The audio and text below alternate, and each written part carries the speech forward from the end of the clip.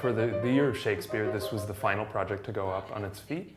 This was an opportunity for us to synthesize all the work that we'd been doing in the Saturday Shakespeare sessions. Drawn by a team of little atomies across men's noses as they lie asleep. The whole concept was that we would reenact Shakespeare scenes, spoken, and then show the operatic adaptation.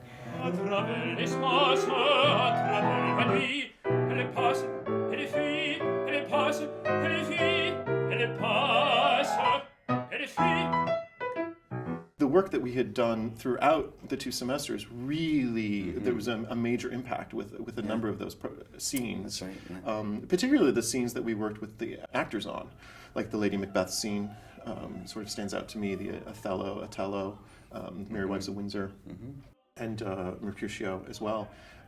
That was really great work that we had done over a long period of time. It just gave them a great depth of knowledge of the text.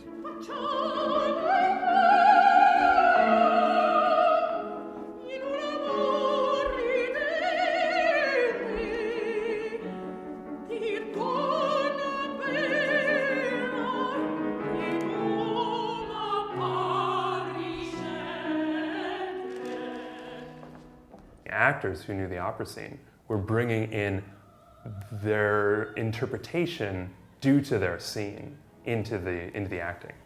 The opera was creeping into the scene.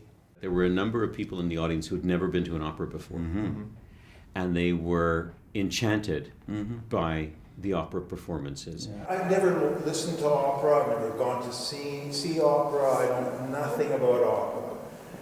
This was really a class act. And I think that it had to do with the ways in which the Shakespeare Theatre, which they did know, helped to frame and clarify the opera and tuned up their ability to hear the opera in a way that they would never have had if they hadn't had that side-by-side effect. In my case, it was German.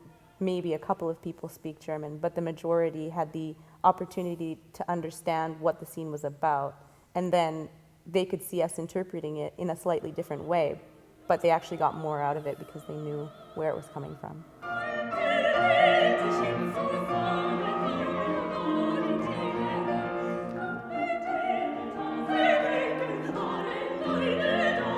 It's ironic, but it might be true that the 2 most forbidding edifices in Western culture, Shakespeare and opera, if you put them together, they get much more user-friendly. They do. They do. We have totally learned this throughout these sessions, throughout this experience. We've learned this in the course that Paul and I have been teaching. It's like pitting Godzilla against, what's the other monster in the Mothra. Mothra. Right? And it turns these really scary things into something you just like to watch. Let's see what happens if they go head to head. And I do love thee. Therefore, go with me. I'll give thee fairies to attend on thee, and they shall fetch thee jewels from the deep. After one of our sessions, I took Titania's aria, Come Now, a Roundel, into an audition, and I was auditioning for the role of Titania. And after I finished, the director kind of looked at her paper for a while and then looked up at me and said, I've never seen Titania played that dark before. Usually everyone plays her bubbly and happy and just fairy-like. Because I had just been in the session, I was like, well, not all of her text is in this aria. And all of the things that she does say are really quite dark. I'm looking forward to seeing how we might apply some of the lessons, and we'll be going into Shakespeare in the Park this summer. In particular, I think I'll look at those chorus speeches in Henry V and just see how, in a way, those chorus speeches might musically set the tone for the action that is about to follow. Yeah. So, again, just learning about the vocabulary, the immense vocabulary that you use in opera and in music, and trying to apply some of that precise analysis of sound and rhythm, it just opened up a whole new world to me as a director.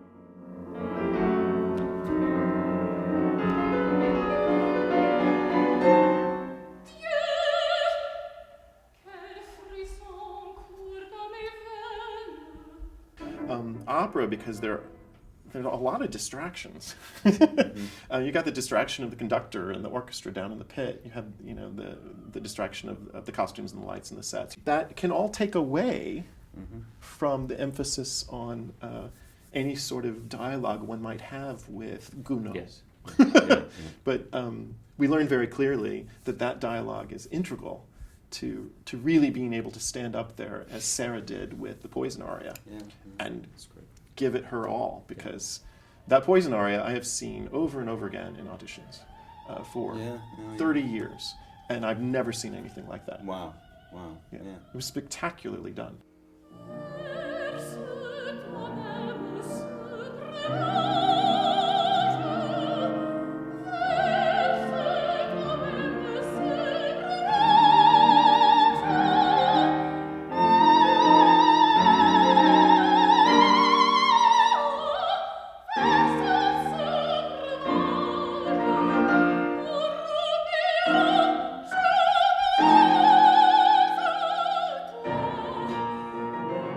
Having a focus, a theme in the year was really helpful to the program, to the students, to my audience. Yes. And so next year, plugging the year, next year for 2014-2015, the pieces that we're doing are either pieces that were written during World War I, or they're going to be set during World War I to commemorate the start of 1914, 2014. And it'll be a different type of year, but it'll be a focal point. That's what we had this year through this Shakespeare lens. I exclaim, how can it be? That's the difference. And the thing that I think my students learned was that their instrument was not just their voice. That their instrument was their body. Their instrument was the way they were needing to paraphrase something. Right. The work that they needed to do on the text. The communication between people, and so the instrument kind of grew. There's been a lot of talk right now about the future of opera, because we have a number of opera companies having problems, both here in Canada and down in the United States, and sort of the future of the art form and what has to happen to the art form to make it viable to continue. Theater and opera can really learn from each other. Perhaps co-productions where, if one was doing A Midsummer Night's Dream, to look for a theater group that might want to do the play and either market them together or piggyback on top of each other. Opera is not dying. We just have to get more creative about how we do things, where we do things, who we invite, how we present things to people, because this is our future, and if we want to keep doing it, we need to get on that train.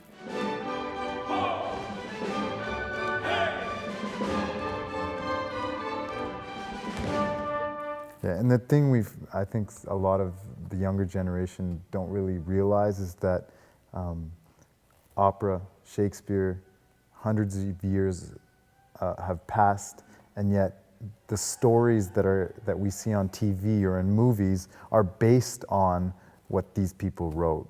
This year demonstrated that to me again. It gives us a heart to know that opera has a place that still touches people, and to see new people discovering it every day.